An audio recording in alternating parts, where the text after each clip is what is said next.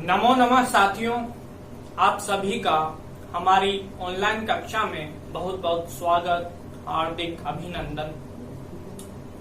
साथियों, हम कारक का अध्ययन कर रहे थे और अब तक हम कर्ता कारक को पढ़ चुके हैं और कर्म कारक को भी हम पूरा कर चुके हैं।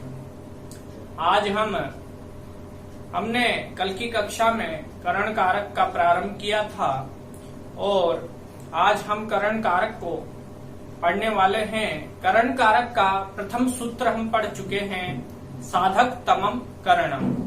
आज हम अगला सूत्र लेते हैं, कर्तरीकरणयोस तृतीया। देखिए साथियों, हम कारक पढ़ रहे थे, कारक और कारक में करण कारक, करण कारक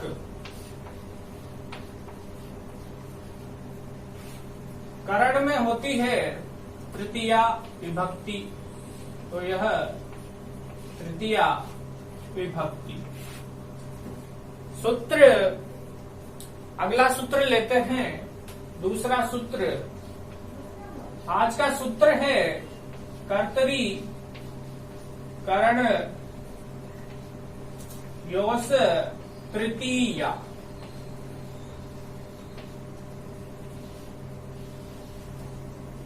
सूत्र है कर्तरीकरणयोस तृतीया। अब यह सूत्र क्या कार्य करता है यह जान लेते हैं। तो यह सूत्र कहता है, इस सूत्र का अर्थ है कर्तरी और करण। कर्तरी कर्ता और करण में तृतीया विभक्ति का प्रयोग होता है। तो इस सूत्र का अर्थ हो जाएगा अनुक्त कर्तरी कर्ता। कर्ता भी कैसा? अनुक्त कर्ता होना चाहिए। तो अनुक्त कर्ता व करण में तृतीया विभक्ति का प्रयोग होता है। अनुक्त कर्ता व करण में तृतीया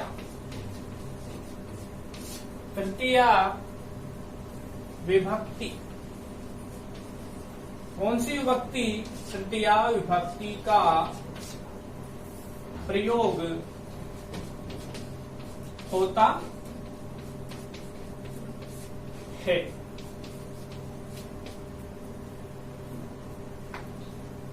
यह तो हुआ इस सूत्र का अर्थ। अनुक्त कर्ता व करण में तृतीया विभक्ति का प्रयोग होता है। अब दूसरी बात, यह जो सूत्र है कर्तरीकरणयोस तृतीया, इस सूत्र को हम तृतीया विभक्ति विधायक सूत्र भी कहते हैं। परीक्षा में यह प्रश्न पूछा जा सकता है कि कर्तरीकरणयोस तृतीया यह सूत्र क्या कार्य करता है, या फिर यह प्रश्न पूछा जा सकता है कि तृतीया विभक्ति विधायक सूत्र कौन सा है। तो हमारा उत्तर होगा कर्तरीकरणयोस तृतीया। यह सूत्र तृतीया विभक्ति विधायक सूत्र कहलाता है। यह एक प्रश्न बना, ठीक है। तो यह तृतीया विभक्ति विधायक सूत्र, तृतीया विभक्ति विधायक सूत्र कहलाता है। कल हमने प्रथम सूत्र पढ़ा था, साधक तमम करणम। अब साधक तमम करणम पर प्रश्न बनता है, साधक तमम करणम यह क्या कार्य करता है? करण संज्ञा विधायक सूत्र है ना। करण संज्ञा विधायक सूत्र है, ऑप्शन में दे देगा कर्तरीकरणयोस तृतीया और साधक तमम करणम। तो करण संज्ञा विधायक सूत्र है तो वह हो जाएगा साधक तमम करणम, जो कि हमने कल पढ़ा था। वह करण संज्ञा विधायक सूत्र है और यह तृतीया विभक्ति विधायक सूत्र है। कर्तरी से तृतीया। तो यह जो दो सूत्र हैं इनमें कंफ्यूज नहीं होना है। वह साधक तमम करणम करण संज्ञा विधायक सूत्र है और यह सूत्र तृतीया विभक्ति विधायक सूत्र है। दोनों को याद रखना है। दो प्रश्न बनते हैं, ठीक है। अब इस सूत्र के अनुसार जो बात कही गई है अनुक्त कर्ता। अब अनुक्त कर्ता के विषय में हम जानेंगे कि अनुक्त कर्ता क्या होता है। तृतीया विभक्ति करण में तृतीया विभक्ति का प्रयोग होता है। तो हम करण कारक पढ़ रहे हैं तो करण में तो तृतीया विभक्ति वैसे ही होती है, करण कारक तृतीया विभक्ति। अब अनुक्त कर्ता में भी तृतीया विभक्ति का प्रयोग होता है, यह सूत्र कहता है। तो अनुक्त कर्ता क्या होता है यह जानना आवश्यक है। तो देखिए, उक्त और अनुक्त। अब यह उक्त और अनुक्त। अब जब कर्ता उक्त होता है तो कर्ता में आती है प्रथमा विभक्ति। जब कर्ता उक्त होगा तो उसमें होगी प्रथमा विभक्ति। यह बात हुई। अब जब कर्ता अनुक्त होता है तो उसमें तृतीय विभक्ति का प्रयोग होता है। जब कर्ता कैसा हो, अनुक्त हो, तो उसमें तृतीया विभक्ति का प्रयोग होता है। तो यह तृतीया विभक्ति का प्रयोग होता है। यह सूत्र भी यही कह रहा है कि अनुक्त कर्ता में तृतीया विभक्ति का प्रयोग होता है। तो जब कर्ता अनुक्त होता है तो तृतीया विभक्ति का प्रयोग उसमें हो जाता है और जब कर्ता उक्त होता है तो प्रथमा विभक्ति का प्रयोग होता है। यह छोटी सी बात बहुत ही महत्वपूर्ण बात है, याद रखने योग्य है। अब वाच्य की बात करते हैं। वाच्य कितने होते हैं? 3 होते हैं। देखिए दोस्तों, वाच्य कितने होते हैं? 3 वाच्य होते हैं। कौन कौन से? कर्तरी वाच्य, कर्म वाच्य और भाव वाच्य। यह कर्तरी वाच्य, दूसरा है कर्म वाच्य और तीसरा है भाव वाच्य। भाव वाच्य। अब कर्तरी वाच्य में जब वाक्य होता है तो कर्ता जो होता है वह प्रधान होता है और कर्ता प्रधान होता है तो कर्ता के अनुसार क्रिया आती है, इसलिए कर्ता क्या होता है? उक्त होता है। कर्तरी वाच्य में कर्ता होता है उक्त कर्ता होता है।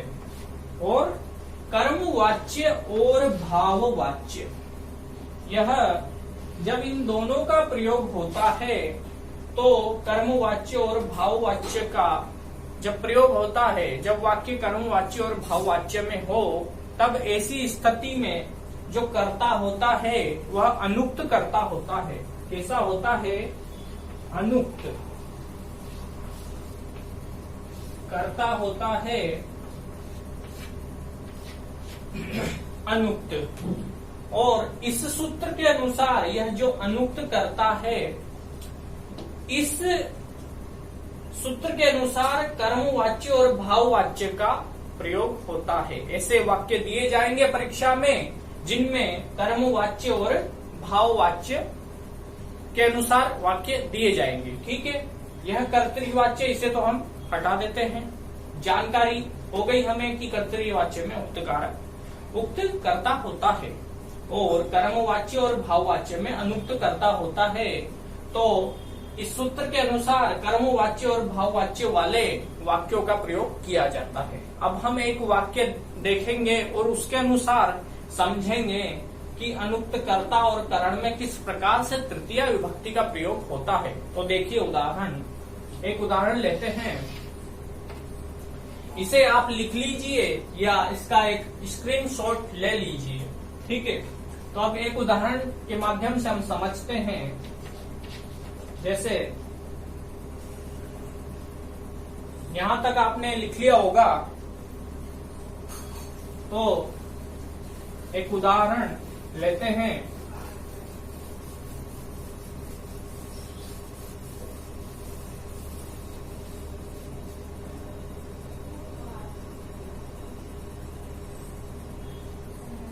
जैसे राम के द्वारा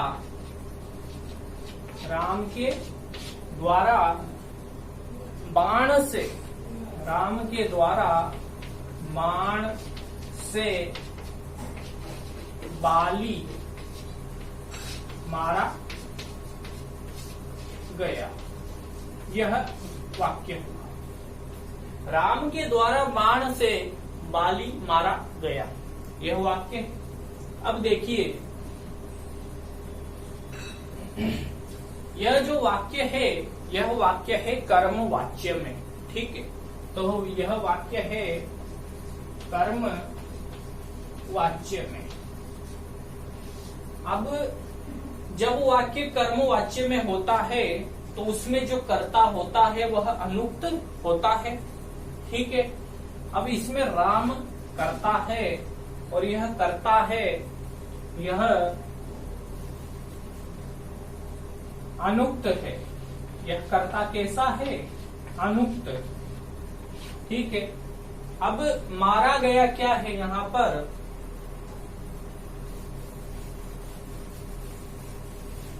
मारा गया यह है क्रिया। यह क्या है? क्रिया। और बाण से, ठीक है। तो